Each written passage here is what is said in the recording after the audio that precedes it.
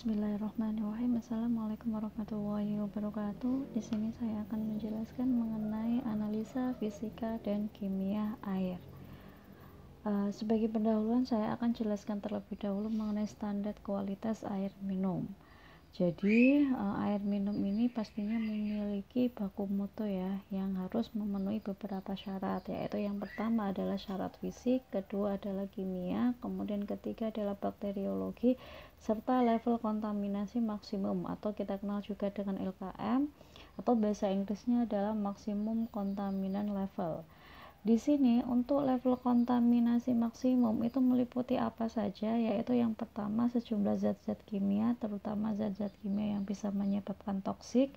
Kemudian yang kedua adalah kekeruhan. Jadi air itu apakah dia sifatnya dia itu ada keruh atau tidak ya, atau kalau bahasa Jawanya kelihatan butek gitu ya. Kemudian dan yang ketiga adalah bakteri koliform yang diperkenankan dalam batas aman. Ini berdasarkan Gabriel tahun 2001.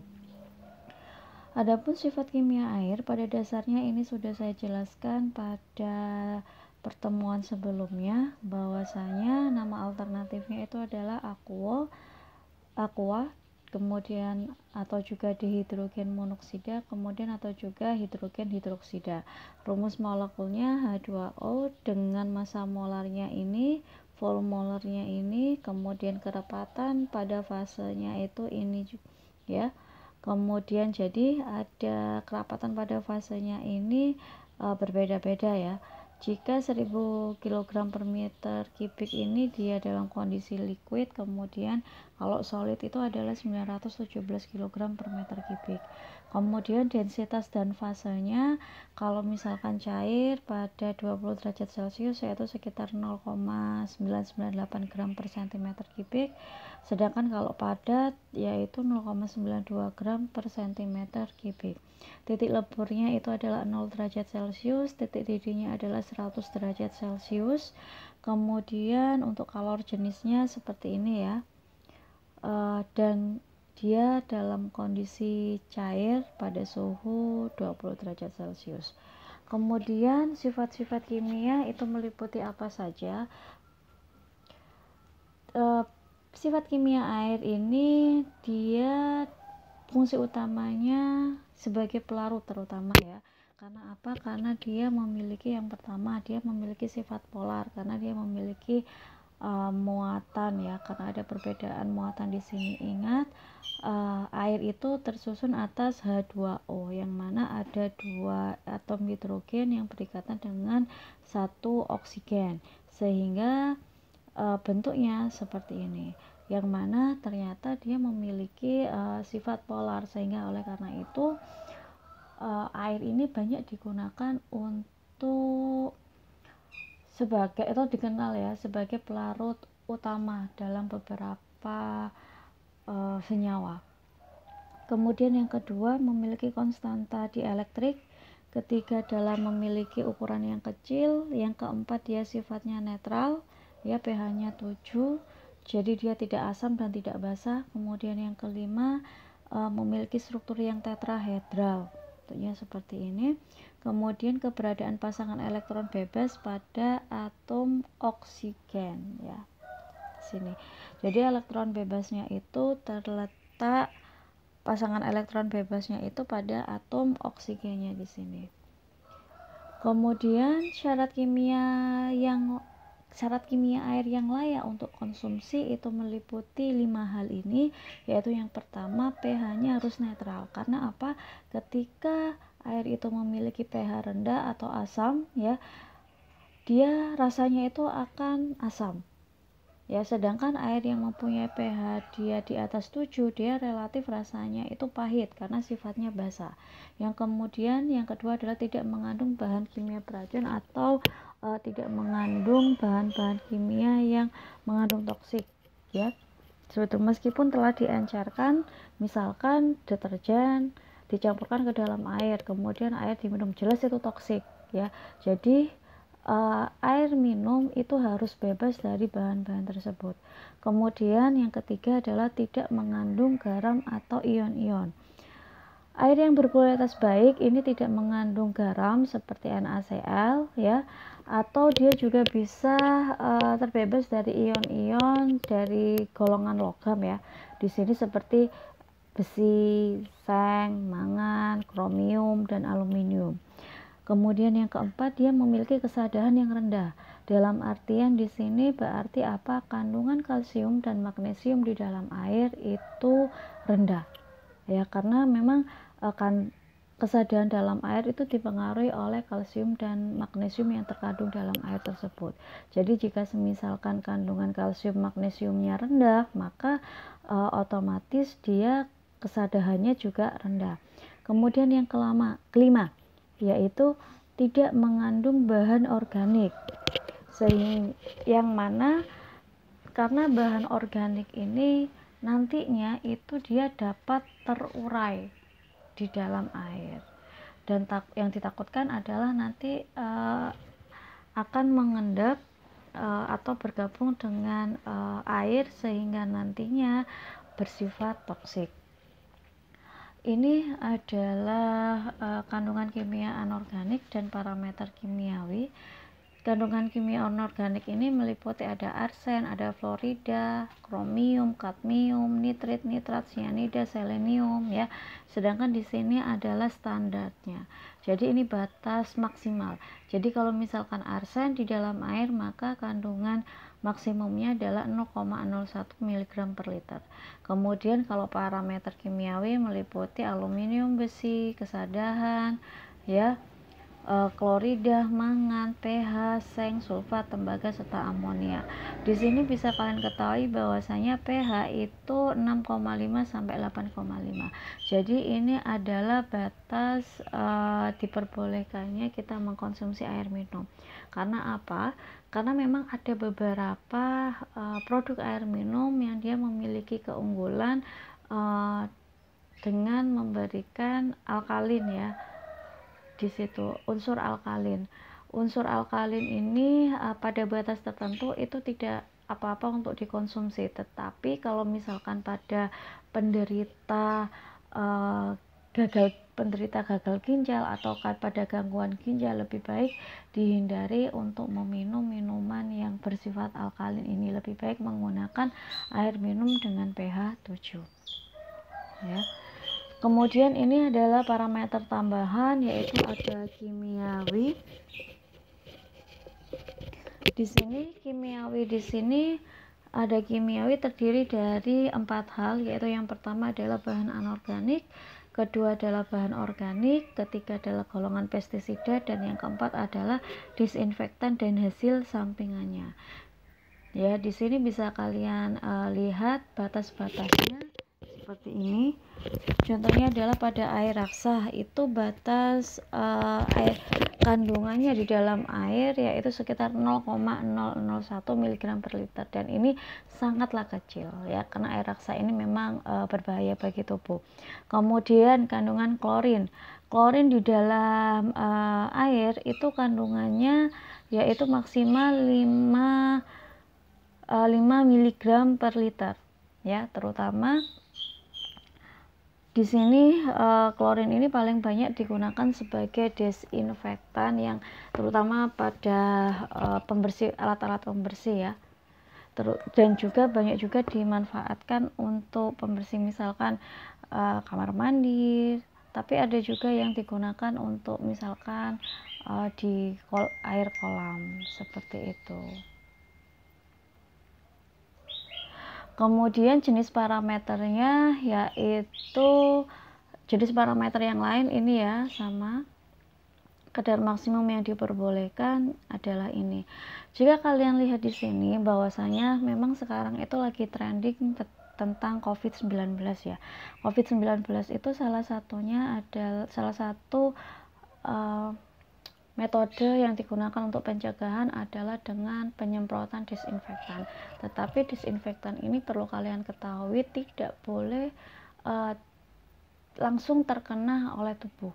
Karena apa? Karena ini berbahaya, justru berbahaya bagi tubuh ya. Tetapi kalau misalkan untuk pada sudut-sudut tertentu, misalkan wilayah rumah atau bagian-bagian di rumah atau jalan ya itu enggak masalah, tetapi kalau misalkan dia langsung kena ke dalam tubuh itu sungguh berbahaya ya. Karena apa? Saya kasih contoh seperti ini, seseorang yang menenggak disinfektan apakah dia akan meninggal atau tidak? Pastinya iya kan. Itu menunjukkan apa? Dia sifatnya toksik. Jadi ada beberapa hal yang harus kalian bedakan antara dia untuk membunuh virus yang ada di luar ya, di luar, dengan yang ada di dalam tubuh. Tentunya kalau misalkan untuk membersihkan di dalam tubuh ya, misalkan untuk agar virus itu bebas dari tubuh kita, otomatis ya kita harus meningkatkan imunitas kita ya, seperti itu. Kemudian di sini analisa yang bisa kita gunakan untuk kimia air yaitu adalah salah satunya adalah COD. COD singkatan dari Chemical Oxygen Demand, yang mana COD ini menunjukkan jumlah oksigen ya yang dibutuhkan untuk mengoksidasi zat-zat organik yang ada di dalam 1 liter sampel air ya. Jadi di sini yang dimaksud adalah ada zat-zat organik yang terdapat dalam air tersebut. Kemudian dengan bantuan oksigen akhirnya dia terurai di dalam air tersebut. Nah, angka COD ini merupakan apa? Ukuran bagi pencemaran air oleh zat-zat organik yang secara alamiah dapat dioksidasi melalui proses mikrobiologis yang mengakibatkan apa? Kurangnya jumlah oksigen terlarut di dalam air. Ya, jadi di sini misalkan kalau misalkan kalian lihat di sini misalkan ada sampel air direaksikan dengan kalium bikromat ya, kemudian akhirnya dia akan menghasilkan apa? Ion-ion kromium, H2O serta CO2 seperti ini ya. Jadi chemical oxygen demand ini berbeda dengan BOD. Nanti bisa kalian materinya lebih jelas dengan Bu Ersa ya. Nanti ada materi sendiri mengenai COD dan BOD. Saya di sini menjelaskan secara sekilas. Kemudian analisa BOD, biochemical oxygen demand. Di sini menunjukkan apa? Jumlah oksigen dalam satuan ppm yang dibutuhkan oleh mikroorganisme untuk memecahkan bahan-bahan organik yang terdapat di dalam air. Nah, di sini pemeriksaan BOD ini diperlukan untuk menentukan beban pencemaran akibat air pembuangan penduduk atau industri. Ya, di sini dijelaskan bahwasannya biasanya pencemaran yang paling banyak memang dia berasal dari air buangan penduduk dan juga industri. Kemudian penguraian zat organik dapat menghabiskan oksigen terlarut di dalam air. Apabila BOD ini tidak dapat digunakan untuk mengukur jumlah bahan-bahan organik ya yang sebenarnya terdapat di dalam air, maka kalian hanya bisa mengukur secara relatif jumlah konsumsi oksigen yang digunakan untuk mengoksidasi bahan organik tersebut. Kemudian semakin banyak oksigen yang dikonsumsi, maka semakin banyak pula kandungan bahan-bahan organik di dalamnya. Jadi kalian harus paham di sini bahwasanya jika ternyata yang dibutuhkan oksigen itu banyak ya, berarti apa? Berarti di sini ada semakin banyak pula bahan-bahan organik yang terdapat pada sampel tersebut yang perlu diuraikan dengan bantuan oksigen tersebut. Ya, di sini otomatis menggunakan apa? Mikroorganisme. Mikroorganisme inilah yang membutuhkan oksigen, yang mana fungsinya adalah dia akan membantu menguraikan bahan-bahan organik ini menjadi senyawa-senyawa yang lebih sederhana. Jadi logikanya adalah jika semakin banyak bahan-bahan organik di situ, berarti otomatis kan tercemar ya. Pencemarannya itu cukup tinggi, maka pastinya nanti nilai BOD-nya juga akan tinggi juga, seperti itu. Nanti materi ini juga akan lebih detail dengan Bu Ersa ya. Kemudian apa sih keuntungan tes BOD itu? Yaitu yang pertama, kita menentukan kebutuhan oksigen sesuai keperluan biologis. Kedua, biasanya kita gunakan untuk menentukan unit IPAL-nya itu ada di mana. Kemudian yang ketiga adalah untuk menentukan efisiensi pada proses pengolahan. Kemudian yang keempat adalah untuk menentukan batas baku mutu air pengolahan limbah.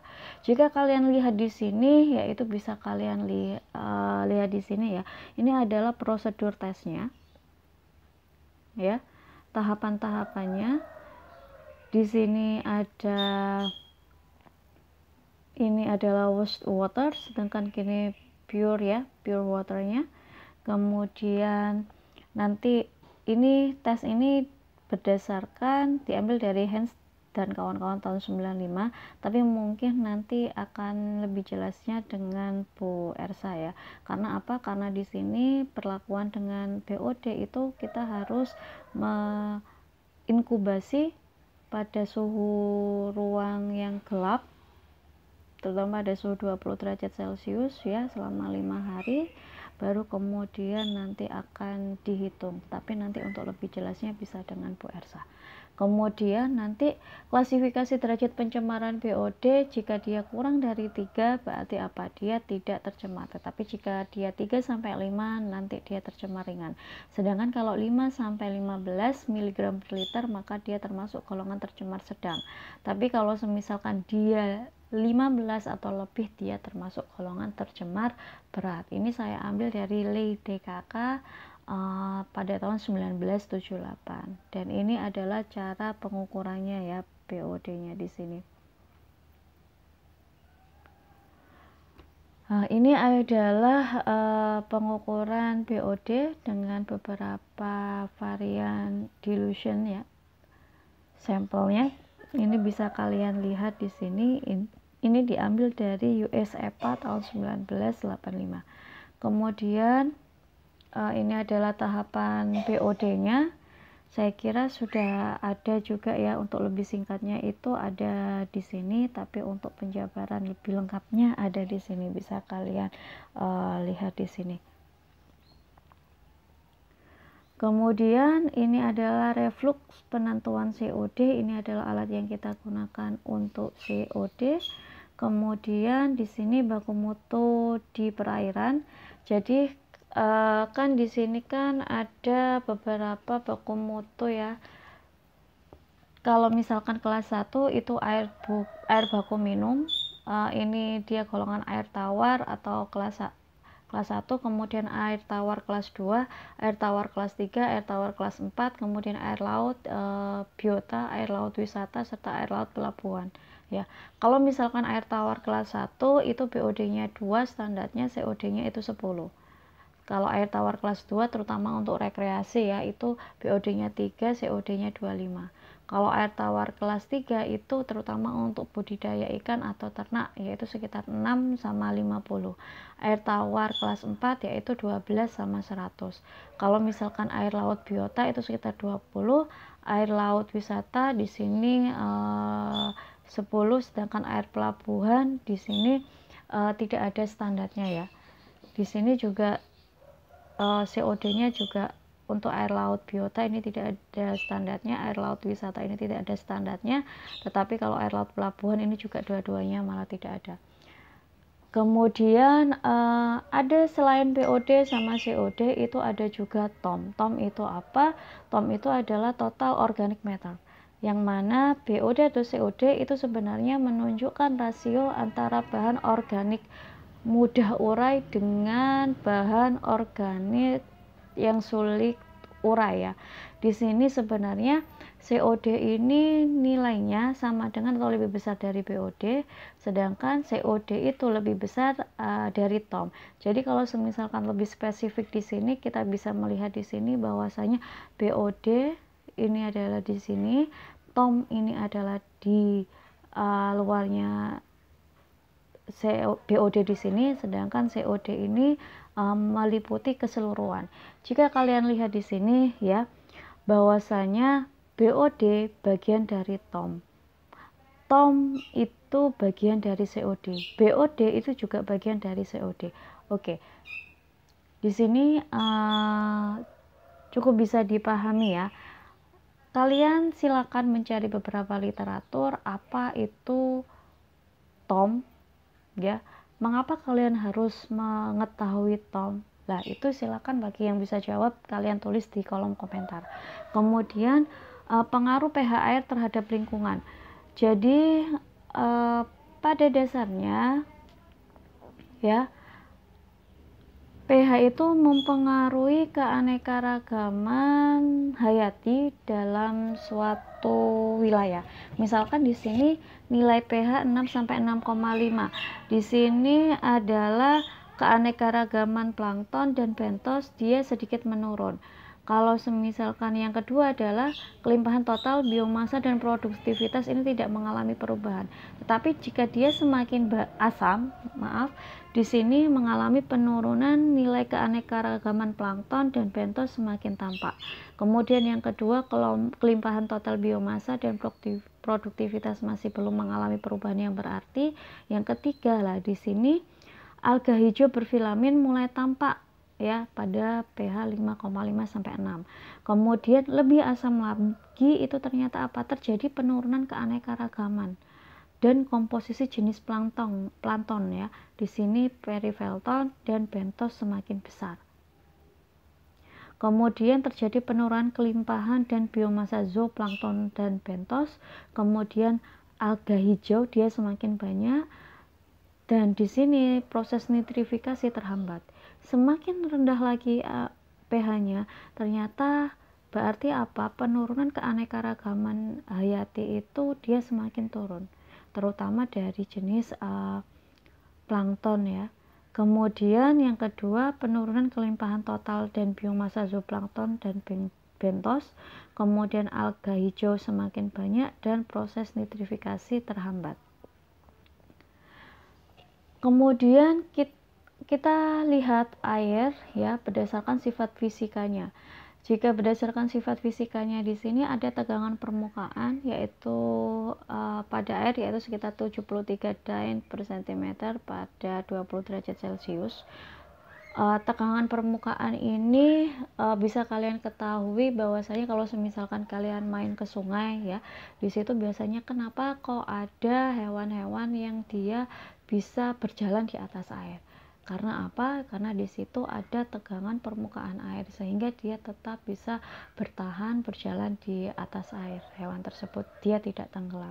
Kemudian tekanan uap ya sekitar ini, kalor penguapan yaitu 40,63 kJ per mol. Kemudian kalor pembentukan yaitu ini, kapasitas kalor yaitu ini, konstanta dielektrik seperti ini, viskositas seperti ini, konduktivitasnya seperti ini, kalor pelelehannya juga seperti ini, temperatur kritisnya yaitu sekitar 647 Kelvin. Coba nanti kalian konversikan ke Celcius ya. Kelvin ini adalah satuan suhu ya, tapi nanti silakan kalian pindah ke Celcius jika kalian ingin mengetahui dalam suhu dalam satuan Celcius pada temperatur kritis air. Kemudian tekanan kritis sekitar ini, kemudian kecepatan suaranya seperti ini, kemudian ada permitivitas relatif sekitar ini. Pada dasarnya perubahan fisik pada air itu dipengaruhi oleh suhu ya. Suhu di sini bisa kalian lihat di sini, ketika ini ada air kemudian dibekukan ya, maka dia akan ini gas ya, dia air yang dipanaskan kemudian diuapkan sehingga ada gas di sini. Kemudian ketika gasnya itu dibekukan, maka dia akan mengkristal menjadi padat. Sebaliknya, jika padat di sini, ya jika beku, misalkan es di sini, air beku atau es di sini dia padat, kemudian dia berubah menjadi gas dengan pengaruh suhu, yaitu dia akan mengalami penyubliman.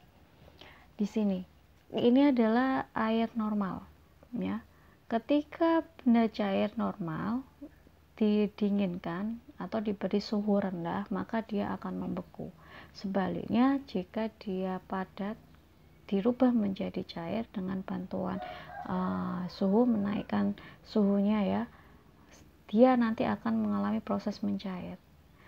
Jika zat cair di sini ini nanti dirubah menjadi gas, maka ini perlu penambahan panas. Ya, penambahan panas di sini dia akan menguap, akhirnya menjadi gas. Sebaliknya, jika gas di sini dia berubah menjadi cair pada suhu rendah, ya, diberikan dengan suhu rendah, ini apa? Berarti dia mengalami pengembunan. Oke, keterangan di sini dia memerlukan kalor, berarti diberi perlakuan suhu tinggi, tapi untuk yang abu-abu di sini dia melepaskan kalor, berarti dia diberi perlakuan penurunan suhu.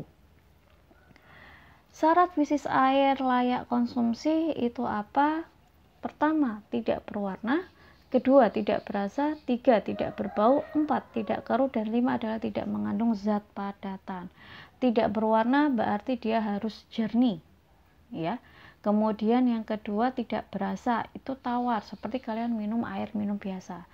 Air yang terasa asam, manis atau pahit maupun asin itu biasanya menunjukkan kualitas air tersebut itu tidak baik. Rasa asin tidak di sini disebabkan adanya apa? Garam-garam tertentu yang dia larut dalam air. Sedangkan rasa asam biasanya disebabkan karena adanya zat organik yang maupun zat anorganik yang terlarut di dalam air tersebut. Jika berbau, ya, itu terutama berbau busuk ya, pastinya apa? Dia kemungkinan mengandung bahan organik yang sedang mengalami penguraian oleh mikroorganisme air.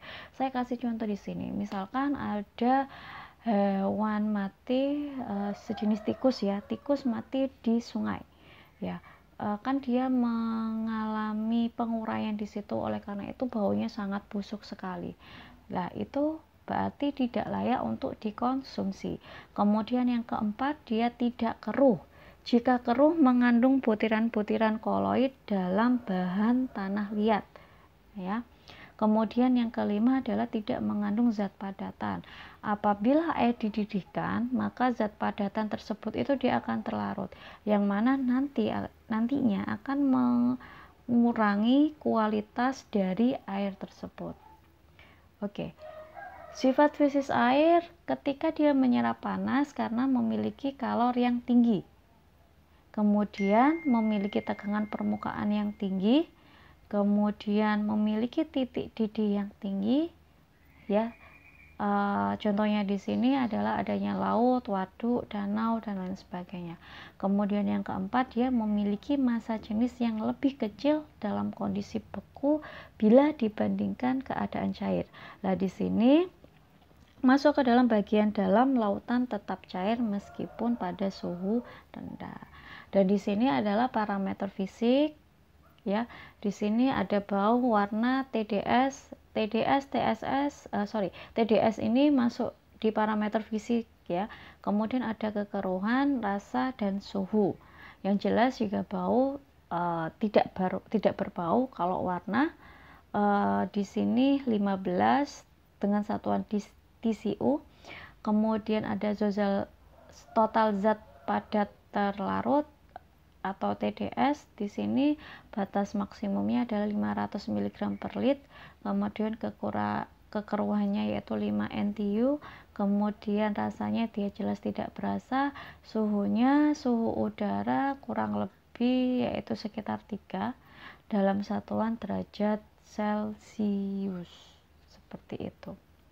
Oke.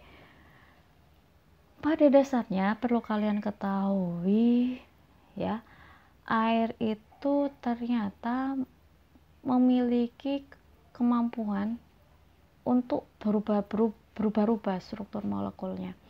Jadi tergantung dari perkataan yang diberikan kepada air tersebut. Pada dasarnya itu tidak hanya air saja sih. Kebanyakan juga pada apa yang kalian makan, itu bisa kalian makan, kalian minum. Jika kalian tidak membaca doa terlebih dahulu, maka struktur molekulnya itu akan kacau. Bahkan ketika kalian meminum air, misalkan itu diletakkan di musik-musik yang rock seperti itu ya, nanti struktur molekul dari air tersebut itu akan beda lagi ya. Di sini bisa kalian lihat ini adalah air ya, makanya di sini dikatakan water has been able to hear and record. Pada dasarnya air itu mengikuti apa yang lingkungannya itu berikan ya. Di sini contohnya, ini semuanya ini adalah struktur air ya, yang diberi dengan perkataan-perkataan yang berbeda-beda ya, dan ini diamati di bawah mikroskop ya. Kalau misalkan kalian lihat di sini adalah cantik-cantik ya bentuknya. Lah di sini kalau semisalkan ada perkataan aku akan membunuhmu, lah itu ternyata apa, strukturnya itu jelek ketika diamati, benci. Kemudian di sini air yang mengalami polusi, ini air yang terkena efek musik metal. Kemudian ini adalah air yang diberi ucapan terima kasih. Di sini adalah air yang diberikan ucapan cinta. Kemudian ini adalah air yang diberikan setelah didoakan. Maaf, ini adalah struktur air setelah didoakan. Oleh karena itu banyak ya, istilahnya itu air itu bisa digunakan sebagai media pengobatan ya, terutama kalau misalkan Islami itu ya. Kalau orang Jawa itu bilang itu adalah sowo ya, itu biasanya itu berisi doa-doa yang dipanjatkan yang kemudian diberikan kepada orang penderita tersebut. Karena apa? Air itu dia bisa berubah-ubah strukturnya. Oleh karena itu apapun yang kita makan ataupun yang kita minum wajib ya, sebagai muslim itu kita harus berdoa terlebih dahulu. Karena apa? Ketika kita meminum dari hal-hal yang baik, maka nantinya kita itu akan mendapatkan kebaikan juga dari apa yang kalian makan dan apa yang kalian minum. Yang jelas hal yang baik itu akan menyehatkan ya. Bisa kalian juga amati juga dari berbagai kondisi ya. Misalkan seseorang yang suka musik metal itu relatif emosinya dia kurang stabil. Karena apa? Karena memang ternyata musik-musik metal itu dia memberikan struktur dari air seperti ini ya. Ketika dikonsumsi cukup membuat tubuh itu juga akhirnya mengikuti adaptasi dari air tersebut, seperti itu. Mungkin sekian dari saya. Apabila ada yang kurang jelas dan ada kata-kata yang tidak jelas atau kurang jelas, saya mohon maaf. Tapi kalau misalkan ada pertanyaan untuk penjelasan yang sekiranya perlu saya jelaskan lebih, silakan tuliskan di kolom komentar. Saya akhiri, jika begitu wassalamualaikum warahmatullahi wabarakatuh.